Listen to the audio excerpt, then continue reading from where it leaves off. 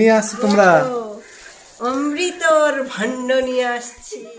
রাধে রাধে বন্ধুরা, কেমন আছো তোমরা? তো আমাদের বাড়ির সবার অনেক ইচ্ছা ছিল আমাদের মন্দিরে একটা রাধা মাধবকে প্রতিষ্ঠিত করা। হ্যাঁ, একটা গোপাল আছে যেহেতু, তাই মা আর আমি চলে গেছিলাম বড়বাজার চিতপুর মার্কেটে। দেখো, অনেক কটা দোকান ঘোরার পর অবশেষে আমাদের এই রাধা মাধবকে পছন্দ হয়েছিল, সেটাকে রং করে আমি আর মা নিয়ে এলাম।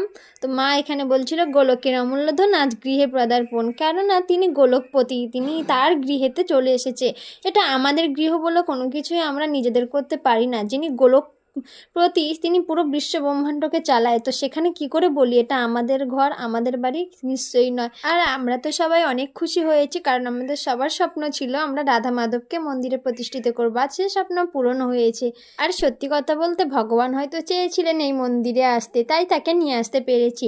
তো কেমন লাগলো আমাদের রাধা মাধবকে অবশ্যই কমেন্টে বলো তোমরা, আর সবাই বলো রাধে রাধে।